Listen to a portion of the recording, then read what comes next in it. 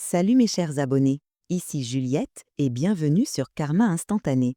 Aujourd'hui, je vais vous raconter une histoire de revanche qui va vous donner des frissons de satisfaction. C'est l'histoire d'un patron absolument odieux qui pensait pouvoir humilier ses employés sans conséquence jusqu'au jour où l'univers lui a servi une leçon qu'il n'oubliera jamais. Imaginez, vous êtes PDG d'une grande entreprise. Vous vous croyez au-dessus de tout le monde. Vous humiliez vos employés, surtout ceux que vous considérez comme inférieurs. Mais que se passe-t-il quand vous découvrez que la personne que vous méprisez le plus détient en réalité un pouvoir que vous n'avez jamais imaginé? Cette histoire va vous prouver que personne n'est invisible et que parfois, ce qu'on sous-estime nous réserve les plus grandes surprises. Marcus Blackwell était le genre de patron que tout le monde déteste. PDG de Blackwell Industries, une société de consulting financier de 200 employés, il régnait sur son entreprise comme un tyran médiéval. Costume sur mesure, montre à 50 000 euros, bureau au 30e étage avec vue panoramique sur la ville, et un ego si grand qu'il bloquait le soleil. Pour Marcus, il y avait deux catégories de personnes dans le monde, ceux qui lui servaient quelque chose et ceux qui étaient invisibles. Et dans cette deuxième catégorie, tout en bas de l'échelle, il y avait Rosa Martinez. Rosa était femme de ménage dans l'entreprise depuis 8 ans. 55 ans, petite, discrète, toujours polie. Elle arrivait tous les soirs à 18 heures quand les bureaux se vidaient et nettoyait méticuleusement chaque étage. Pour Marcus, elle n'existait tout simplement pas. Enfin, jusqu'à ce qu'elle commence à l'énerver. Si vous sentez déjà la tension monter, likez cette vidéo, l'histoire ne fait que commencer. Tout avait commencé il y a 6 mois. Marcus travaillait tard, comme d'habitude, quand Rosa était entrée pour vider sa poubelle. Elle avait poliment frappé, attendu sa permission, puis était entrée avec son chariot de nettoyage. « Excusez-moi, monsieur Blackwell, avait-elle dit doucement, je peux nettoyer votre bureau maintenant ?»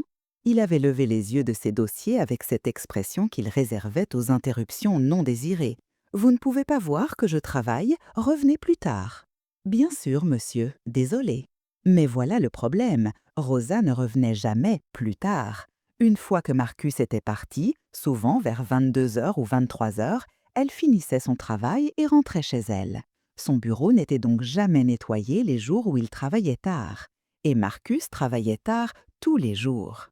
Au bout d'une semaine de poubelles débordantes et de bureaux poussiéreux, Marcus avait explosé. Il avait appelé le service de nettoyage pour se plaindre.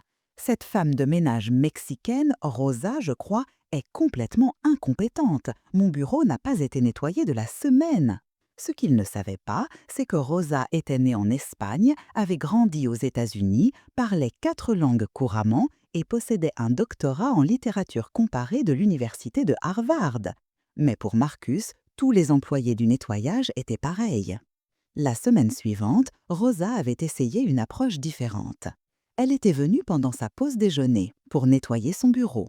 Mais Marcus déjeunait souvent à son bureau et sa réaction avait été encore pire. « Qu'est-ce que vous faites ici ?» avait-il aboyé en la voyant avec son chariot. « C'est mon heure de déjeuner, vous ne pouvez pas attendre ?» « Je suis désolée, monsieur, » avait répondu Rosa calmement. « Vous travaillez tard tous les soirs, alors j'ai pensé. »« Vous avez pensé? Vous n'êtes pas payé pour penser. Sortez !» Mes amis, si vous ressentez déjà de la colère contre ce patron, attendez la suite. Et c'est là que les choses avaient vraiment dégénéré. Marcus avait pris un malin plaisir sadique à rendre la vie de Rosa impossible. Chaque fois qu'il la voyait, il trouvait quelque chose à critiquer.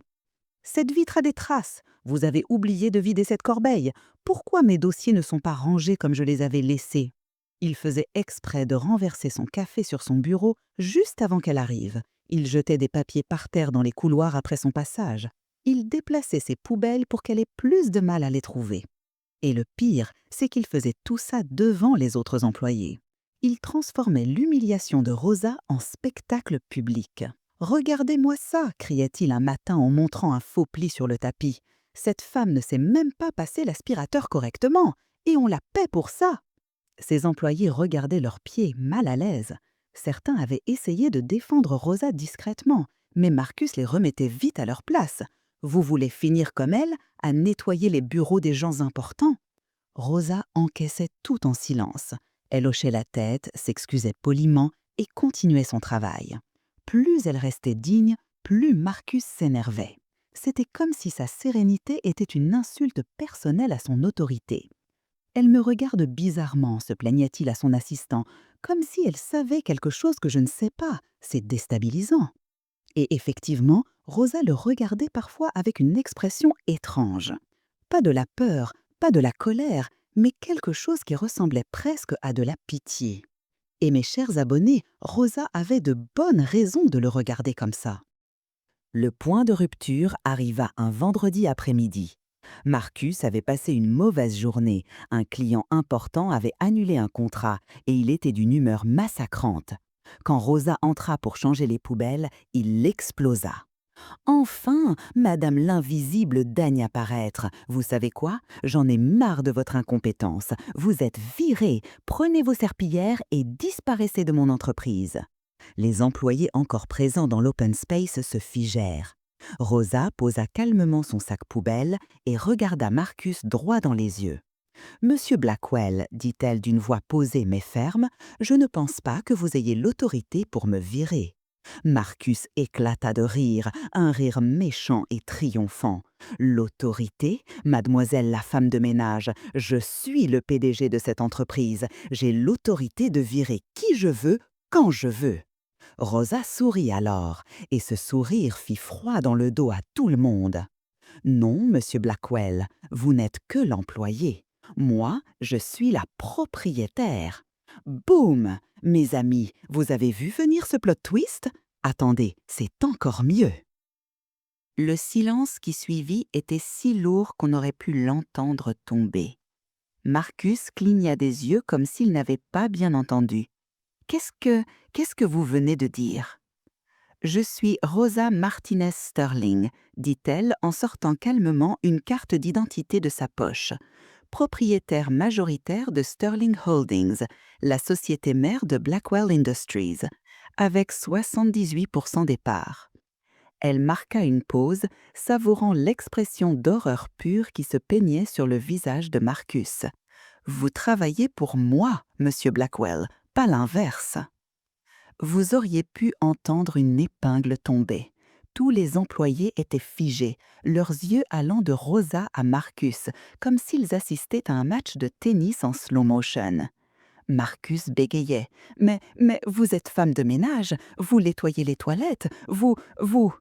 Je suis diplômée de Harvard en littérature et en économie, répondit Rosa calmement. J'ai un doctorat et un MBA.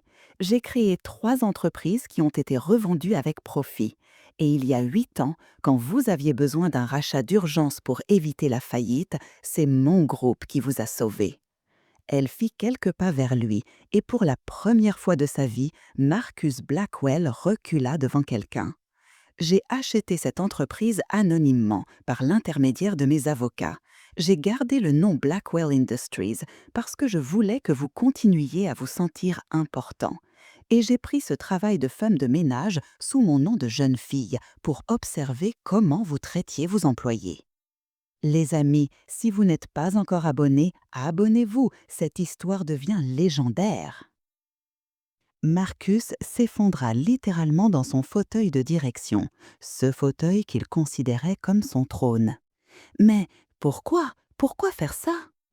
Parce que j'ai reçu des plaintes, dit Rosa, sa voix devenant plus dure. Beaucoup de plaintes.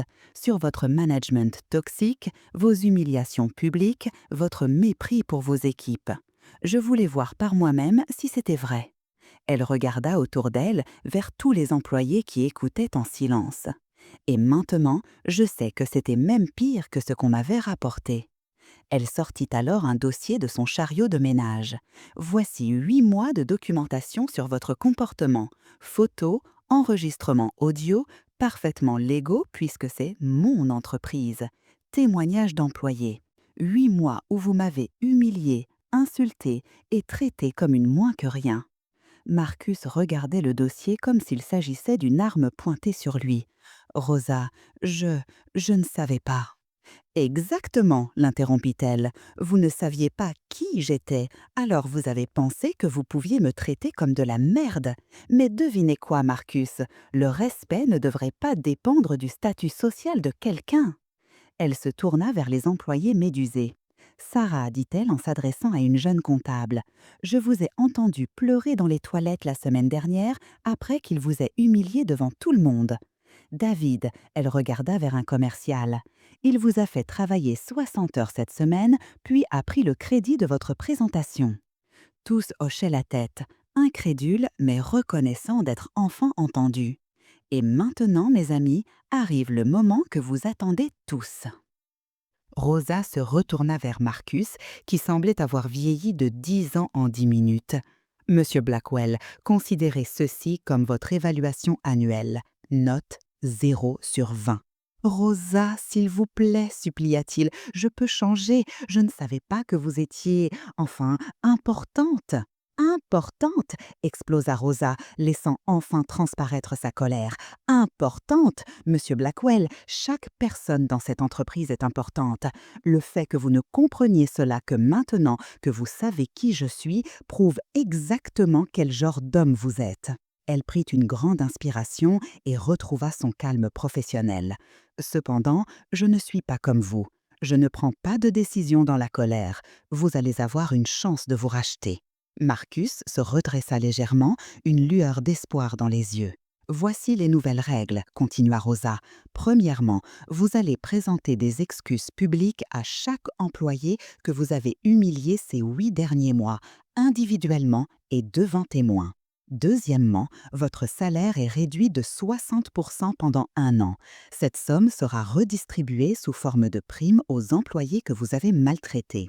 Troisièmement, vous allez suivre un programme de formation au management respectueux et à l'intelligence émotionnelle. 3 mois payés de votre poche. Marcus ouvrait et fermait la bouche comme un poisson hors de l'eau. Et enfin, dit Rosa avec un sourire qui n'avait rien de chaleureux, vous allez continuer à me voir tous les soirs. Pas comme votre femme de ménage, j'ai terminé ce petit théâtre anthropologique, mais je serai ici, dans mon entreprise, pour m'assurer que vous appliquiez ces changements. Mes amis, est-ce que ça, ce n'est pas de la justice parfaite? Et si je refuse? Demanda Marcus d'une voix tremblante. Oh, c'est simple, répondit Rosa en rangeant calmement ses affaires dans son chariot. Vous êtes libre de refuser et je serai libre de vous remplacer. J'ai déjà 3 candidats excellents pour le poste de PDG. Tous ont été recommandés par vos propres employés d'ailleurs. Elle fit une pause théâtrale. Votre choix, Monsieur Blackwell. Rédemption ou démission? Mais décidez-vous vite, parce que contrairement à vous, moi j'ai du vrai travail à faire. Marcus regarda autour de lui. Tous ses employés le fixaient, attendant sa réponse. Ces mêmes personnes qu'il avait humiliées, ignorées, maltraitées. Pour la première fois de sa vie, il se rendit compte qu'il avait besoin d'eux plus qu'il n'avait besoin de lui. « J'accepte, murmura-t-il, j'accepte toutes vos conditions. » Mais attendez, l'histoire n'est pas finie, le meilleur reste à venir. Les mois qui suivirent furent une leçon d'humilité comme Marcus n'en avait jamais vécu. Chaque matin, il devait présenter ses excuses à un employé différent. Et pas des excuses en passant, des excuses publiques, sincères, devant témoins. Sarah, je vous demande pardon pour avoir critiqué votre travail devant toute l'équipe. Votre présentation était excellente et ma réaction était inacceptable. David, je m'excuse d'avoir pris le crédit de votre stratégie commerciale. C'était votre idée, votre travail et votre succès. Au début, c'était clairement de la comédie. Marcus marmonnait ses excuses comme un enfant puni. Mais Rosa était là, chaque soir, pour évaluer ses progrès. « Monsieur Blackwell, lui disait-elle avec cette politesse glaciale qu'elle avait perfectionnée, vos excuses à Jennifer aujourd'hui manquaient de sincérité. Recommencez demain et cette fois, regardez-la dans les yeux. » Le formation en intelligence émotionnelle était un cauchemar pour Marcus. Lui qui pensait tout savoir sur le leadership découvrait qu'il ne savait rien sur les êtres humains. Les exercices d'empathie le mettaient face à des vérités sur lui-même qu'il n'avait jamais voulu voir. Et chaque soir, quand Rosa apparaissait, plus maintenant en uniforme de ménage, mais en tailleur impeccable, pour faire son inspection, Marcus se sentait comme un écolier face à sa directrice. Mais quelque chose d'étrange commença à se passer. Vers le 3e mois, Marcus commença à changer, vraiment changer. Si cette transformation vous intrigue, partagez cette vidéo. L'histoire devient encore plus folle. Un matin, Sarah fit une erreur dans un rapport important. L'ancien Marcus l'aurait humilié devant tout le monde. Le nouveau Marcus l'appela discrètement dans son bureau. « Sarah, j'ai vu l'erreur dans le rapport. Vous voulez qu'on la corrige ensemble ?» Sarah le regardait comme s'il venait de pousser une deuxième tête. « Vous n'allez pas crier ?» ?»« Non, » dit Marcus, réalisant avec surprise qu'il le pensait vraiment. « Tout le monde fait des erreurs. L'important, c'est de les corriger. » Les employés commencèrent à remarquer le changement. Marcus disait « s'il vous plaît » et « merci ». Il demandait leur avis sur des projets. Il s'intéressait à leurs idées. Et chose encore plus choquante, l'entreprise fonctionnait mieux. Les gens travaillaient plus dur, restaient plus tard, proposaient des idées innovantes. Le chiffre d'affaires augmentait. Mais le vrai test arriva le 8e mois. Un nouveau stagiaire, Tom, fils d'une famille très modeste, renversa accidentellement du café sur des documents importants dans le bureau de Marcus. C'était exactement le genre de situation où l'ancien Marcus aurait explosé. Le nouveau Marcus regarda les documents trempés, regarda le jeune homme terrifié qui s'attendait à se faire virer sur le champ et dit « Ce n'est pas grave, Tom, ça arrive, on va les refaire ensemble. » Et mes amis, devinez qui observait depuis la porte. Rosa était là, dans l'embrasure, et pour la première fois depuis 8 mois, elle souriait. Un vrai sourire, chaleureux et fier. Ce soir-là, au lieu de son inspection habituelle, Rosa frappa à la porte du bureau de Marcus et entra avec 2 tasses de café. « Asseyez-vous, » dit-elle, en posant une tasse devant lui. « Je pense qu'il est temps qu'on ait une vraie conversation. » Marcus la regarda, encore intimidé mais curieux. « Je suppose que vous allez me dire que ma période d'essai est terminée. »« En quelque sorte, » dit Rosa. « Marcus, ces 8 mois ont été un test, pas seulement pour voir si vous pouviez changer, mais pour voir si vous vouliez vraiment changer. » Elle s'assit en face de lui, pour la première fois sur un pied d'égalité. « Voyez-vous, j'aurais pu simplement vous virer le premier jour, j'avais toutes les preuves nécessaires. Mais mon père était aussi un patron terrible. Il dirigeait les gens par la peur et l'humiliation. Et un jour, quelqu'un lui a donné une deuxième chance. Cette personne a vu qu'à l'intérieur de cet homme cruel se cachait quelqu'un qui pouvait être meilleur. Mon père a changé et il est devenu l'homme le plus gentil que j'ai jamais connu. » Marcus écoutait, suspendu à ses lèvres. « Je voulais vous donner la même chance qu'on avait donnée à mon père, et vous l'avez saisie. Mes chers abonnés, préparez-vous au final le plus satisfaisant. » Rosa se lève et tendit la main à Marcus. « Félicitations, Marcus, vous avez réussi le test le plus important de votre vie. Vous avez prouvé que vous pouviez devenir l'homme que vos employés méritent. » Marcus serra sa main, encore sous le choc. « Rosa, je ne sais pas quoi dire. Ces 8 mois ont été l'enfer, mais aussi, ils ont été les plus importants de ma vie. » « Et maintenant, » dit Rosa avec un clin d'œil, « que diriez-vous si on transformait ensemble cette entreprise en un endroit où les gens ont envie de travailler ?» 6 mois plus tard, Blackwell Industries était méconnaissable. L'ambiance était chaleureuse, collaborative, innovante. Les employés souriaient, les résultats financiers étaient au plus haut. Et Marcus était devenu le patron que tout le monde rêve d'avoir, patient, encourageant, respectueux. Il avait même créé un programme de mentorat pour les jeunes employés issus de milieux modestes. Mais le plus beau dans cette histoire, c'est qu'une fois par mois, Rosa revenait nettoyer l'entreprise. Pas parce qu'elle y était obligée, mais parce qu'elle aimait rappeler à tout le monde, et surtout à elle-même, que aucun travail n'est indigne et qu'aucune personne n'est invisible. Et Marcus, il l'aidait. Le PDG d'une entreprise de 200 personnes, en costume-cravate, vidait les poubelles à côté de sa patronne milliardaire. Et il souriait en le faisant.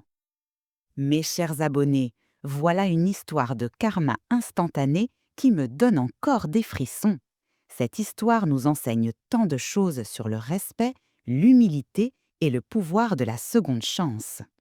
Rosa aurait pu détruire Marcus dès le premier jour, mais elle a choisi la voie la plus difficile, lui donner l'opportunité de grandir. Et Marcus, malgré toute son arrogance, a eu le courage de saisir cette chance. Parfois, le vrai karma n'est pas dans la destruction de ceux qui nous font du mal, mais dans leur transformation. Rosa n'a pas cherché la vengeance, elle a cherché la justice. Et la justice, c'est donner à quelqu'un l'opportunité de devenir meilleur. Que pensez-vous de la méthode de Rosa? Auriez-vous eu sa patience? Croyez-vous qu'on peut vraiment changer un patron toxique? Partagez vos expériences de management toxique dans les commentaires. Si cette histoire vous a inspiré, n'oubliez pas de liker cette vidéo et de vous abonner pour plus d'histoires de karma instantanées.